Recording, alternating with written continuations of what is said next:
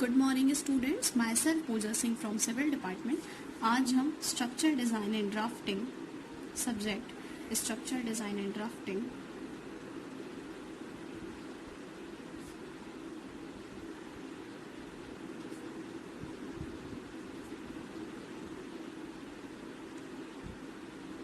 Part 2 में analysis of singly reinforced beam पे discussion करने वाले हैं। तो आज का हमारा टॉपिक है analysis of singly reinforced beam. Analysis of singly reinforced beam. Singly and doubly हमने प्रीवियस लेक्चर में ऑलरेडी ये डिस्कशन किया हुआ है कि सिंगली रेनफोर्स्ड बीम क्या होता है एंड डबली रेनफोर्स्ड बीम क्या होता है। तो अब हम एक छोटा सा शॉर्ट टर्म में समझ लेते हैं कि सिंगली क्या होता है। फर्दर ये हमारा कोई सेक्शन है ना, हम दो सेक्शन यहाँ पे बना ले रहे हैं। ये हमारा पार्ट ए हो गया और ये हो गया हमारा पार्ट बी। हमने ऑलरेडी प्रीवियस लेक्चर में स्टडी किया हुआ है कि अगर किसी सेक्शन पे आप लोड लगाते हैं, मान लो ये कोई सेक्शन है जिस पे आप लोड लगा रहे हैं, तो इसका डिफॉर्मेशन कुछ इस तरीके से होगा। तो ये हमारा जो होता है वो कंप्रेशन जोन होता है और ये जो लोअर पार्ट होता है वो हमारा टेंशन जोन होता है। ये जो हो रहा है यहाँ पे हमारे जो मटेरियल्स है वो कंप्रेस हो रहे हैं, तो ये हमारा हो जाता है कंप्रेशन जोन। और ये जो डाउनवर्ड है इसमें क्या हो रहा है, पार्टिकल स्प्रेड हो रहे हैं, तो ये हमारा होता है टेंशन जोन। तो हम अपने अगर कंक्रीट में रेनफोर्समेंट यूज कर रहे हैं, बिकॉज हमें पता है कि जो हमारा कंक्रीट होता है उसकी कंप्रेसिव स्ट्रेंथ तो स्ट्रांग होती है, लेकिन उसकी जो टेंसाइल स्ट्रेंथ है वो as compared to compressive strength बहुत ही ज़्यादा पुअर होती है। तो हमें अपने सेक्शन में या स्ट्रक्चर में टेंसाइल स्ट्रेंथ या टेंसाइल लोड को रेजिस्ट करने के लिए जिस मटेरियल का हम यूज़ करते हैं उसे हम कहते हैं स्टील बार्स, या हम उसे रेनफोर्समेंट बोलते हैं। तो जिस भी सेक्शन के लिए जहाँ पे टेंसाइल स्ट्रेंथ की रिक्वायरमेंट है वहाँ पे हम स्टील बार्स का यूज़ करते हैं। तो क्वाइट ऑब्वियस है कि इसकी कंप्रेसिव स्ट्रेंथ तो स्ट्रांग है, लेकिन टेंसाइल स्ट्रेंथ क्या होती है, वीक होती है। तो कभी भी सेक्शन में जब लोड लगता है, जो टेंशन है वो डाउनवर्ड डायरेक्शन में, लोअर डायरेक्शन में जनरेट होता है। तो कभी भी हमें जब रेनफोर्समेंट प्रोवाइड करना है, तो अगर हम रेनफोर्समेंट प्रोवाइड कर रहे हैं कंप्रेशन जोन और टेंशन जोन दोनों साइड, तो ये हमारा हो जाता है डबली रेनफोर्स्ड सेक्शन।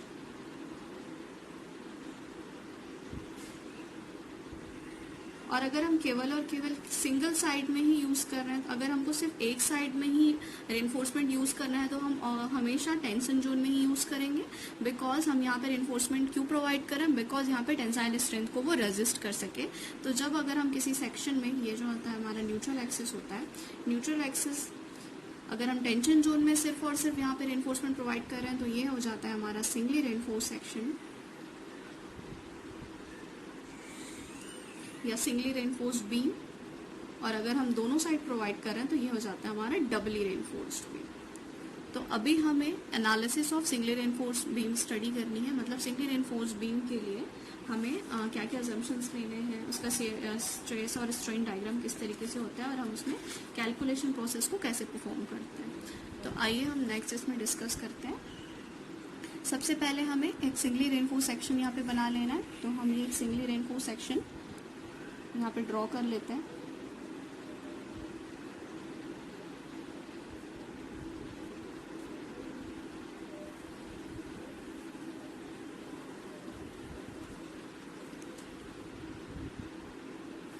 ये जो होता है हमारी जो सेंटर से लाइन जा रही है उसे हम कहते हैं न्यूट्रल एक्सिस।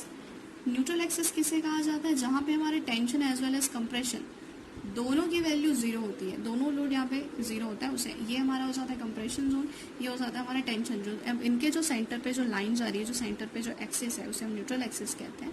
ये एक्सिस वहाँ से होकर जाती है जहाँ पे टेंशन और कंप्रेशन दोनों की वैल्यू जीरो होती है, जिसे हमें NA या शॉर्ट फॉर्म में NS से डिनोट करते हैं। तो ये सिंगली रेनफोर्स्ड बीम है, तो हम इसके टेंशन साइड में रेनफोर्समेंट यहाँ पे शो कर दे रहे हैं। ओके, ये जो यहाँ पे बी से हम इस बीम की विड्थ को डिनोट करेंगे, डी जो है वो डेप्थ को इंडिकेट कर रहा है, स्मॉल डी।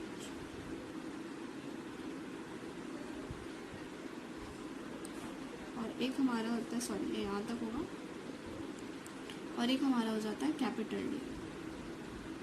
कैपिटल डी हो जाता है वो जो हमारा ओवरऑल डेप्थ होता है, और स्मॉल डी क्या होता है, जहां से हमने रेनफोर्समेंट प्रोवाइड किया है उसके सेंट्रॉइड से लेकर के टॉप ऑफ द जितने भी डेप्थ है उसे हम स्मॉल डी से इंडिकेट करते हैं, और जो टोटल डेप्थ होता है उसे हम कैपिटल डी से डिनोट करते हैं। अब यहाँ पे हमने ऑलरेडी रेनफोर्समेंट प्रोवाइड किया हुआ है, तो यहाँ से हम क्या कैलकुलेट कर लेंगे, एरिया ऑफ स्टील, जिसे हम AST से डिनोट करते हैं। AST यहाँ पे क्या है, हमारा एरिया ऑफ स्टील को रिप्रेजेंट कर रहा है। अब हम अगर इसके स्ट्रेस और स्ट्रेन डायग्राम की बात करें तो सबसे पहले हम यहाँ पे इसका स्ट्रेन डायग्राम ड्रॉ करेंगे, सॉरी स्ट्रेस डायग्राम ड्रॉ करने वाले हैं। तो ये हमारा कुछ इस तरीके से इसका स्ट्रेस डायग्राम जनरेट होगा।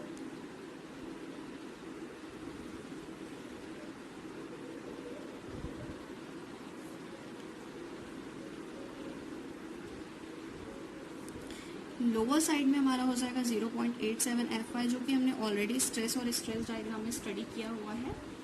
ये हमारा हो जाएगा स्ट्रेन डायग्राम।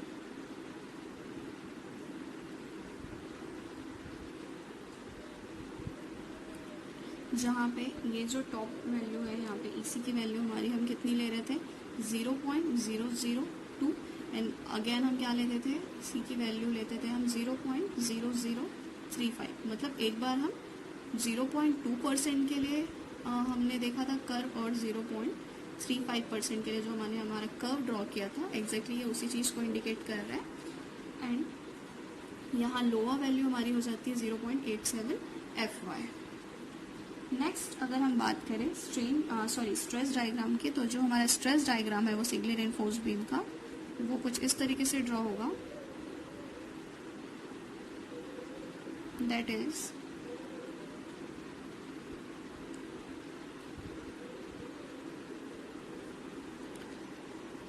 और ये हमारा सेक्शन यहाँ पे कुछ इस तरीके से।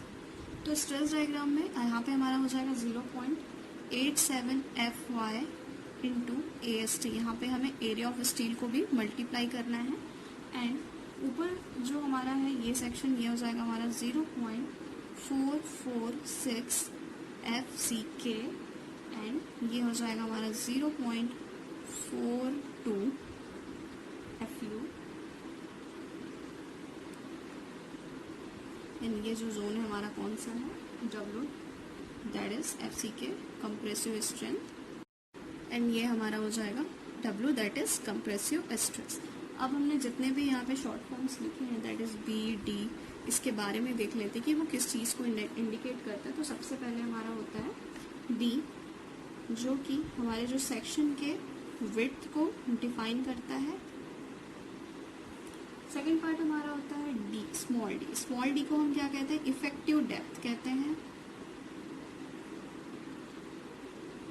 ये जो स्मॉल डी है वो हमने जहाँ पे अपना रेनफोर्समेंट प्रोवाइड किया है, रेनफोर्समेंट के सेंटर से लेके टॉप एज तक का जो डिस्टेंस डेप्थ होता है उसे हमें effective depth, that is small D से इंडिकेट करते हैं। और जो कैपिटल डी हम यहाँ पे लिखते हैं वो हमारा होता है ओवरऑल डेप्थ।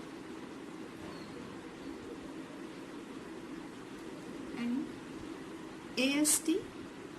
AST हमारा क्या इंडिकेट करता है, area of steel.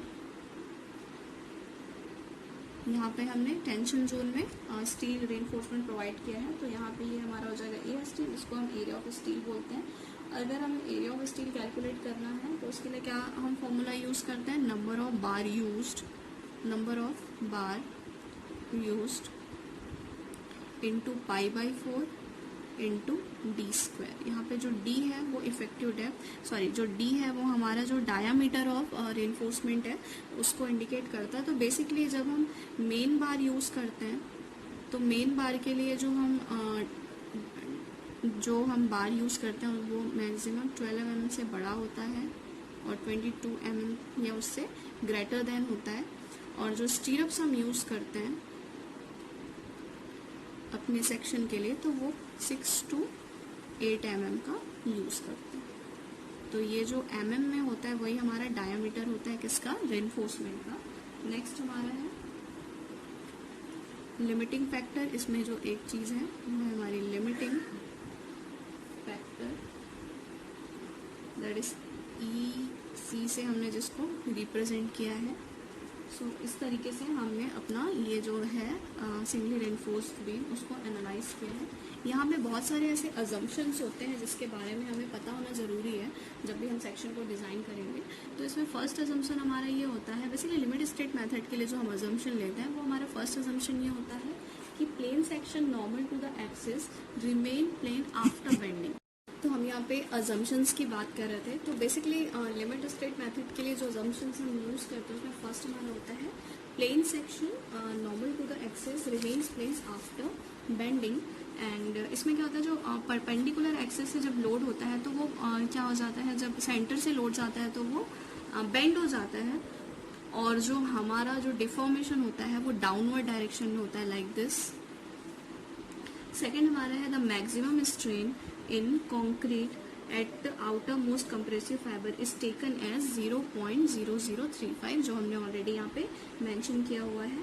And the resistance between stress and strain distribution in concrete may be assumed to be rectangular, parabolic and any other in shape. So basically जब हम IS code में जब recommend करता है तो वो हमारा पैराबोलिक सेक्शन को ही वो रिकमेंड करता है। फोर्थ हमारा होता है compressive strength of structure assumed, that is 0.67 times to the characteristic strength where the partial safety factor gamma m is equals to 1.5। जो हमने स्ट्रेस स्ट्रेन कर्व पढ़ा था वहाँ पे हमने देखा था कि 0.67 fy को हमने 1.5 दैट इज गामा एम से मल्टीप्लाई किया था, जो गामा एम हमारा क्या रिप्रेजेंट करता था, partial safety factor. And fifth हमारा हो जाता है the tensile strength of concrete is always ignore, because जो हमारा कंक्रीट है उसकी टेंसाइल स्ट्रेंथ बहुत ही पुअर होती है, सिर्फ और सिर्फ कंप्रेसिव स्ट्रेंथ उसकी अच्छी होती है। तो हम टेंसाइल स्ट्रेंथ प्रोवाइड करने के लिए यहाँ पे रेनफोर्समेंट का यूज करते हैं। नेक्स्ट हमारा है stresses in reinforce derive from responsibility stress strain curve for the type of. Next assumption हमारा है for design purpose the partial safety factor that is gamma M will be always taken as 1.15। It means जो भी हम partial safety factor या factor of safety जो भी assume करते हैं उसे हम 1.5 या 1.15 से मल्टीप्लाई करते हैं। नेक्स्ट अजम्पशन हमारा है maximum stress in the tension reinforcement in the section at the failure shall not be less than, that is EST is equals to 0.02 plus 0.87 FY 0.002 plus 0.87 FY upon ES। तो ES हमारा क्या represent करता है, modulus of elasticity for steel. तो ये जो हमारे 4-5 assumption है उसी बेसिस पे हम क्या करते हैं, अपना जो सेक्शन है वो डिजाइन करते हैं। एंड ये जो न्यूट्रल एक्सिस है जिसे हम XU से रिप्रेजेंट करते हैं, न्यूट्रल एक्सिस क्या होता है, neutral axis is the axis at which the stresses are 0 and it is situated at the center of the gravity of the section, and the depth of neutral axis for the singly reinforced beam is saturated by the calculated by taking the equilibrium of tensile compressive forces। so ये हमारा जो centre of gravity है वहाँ पे exceed करता है, and जिसे हम XU से रिप्रेजेंट करते हैं। जो न्यूट्रल एक्सिस अगर हमें कैलकुलेट करना होता है जिसे हम XU से रिप्रेजेंट करेंगे। एंड XU फाइंड आउट करने के लिए, न्यूट्रल एक्सिस फाइंड आउट करने के लिए हम जो फॉर्मूला यूज करते हैं वो होता है 0.87 FY AST upon 0.36 FCK into B cross D। यहाँ पे FCK हमारा क्या होता है, कैरेक्टरिस्टिक स्ट्रेंथ ऑफ कॉन्क्रीट को रिप्रेजेंट करता है। AST हमारा होता है area of steel, and FY हमारा होता है कैरेक्टरिस्टिक स्ट्रेंथ ऑफ स्टील। तो FY हमारा क्या होता है, ग्रेड ऑफ स्टील होता है। तो बेसिकली हम 3 टाइप का ग्रेड यूज करते हैं, या तो हम माइल्ड स्टील यूज करेंगे दैट इज FE 250, या फिर हम FE 415 या फिर FE 500 FY की वैल्यू हम कंसिडर करते हैं। सिमिलरली FCK की अगर बात करें तो ये हमारा जो कंप्रेसिव स्ट्रेंथ होता है उसके लिए हम M20, M15, M25, M30 grade का यूज करते हैं।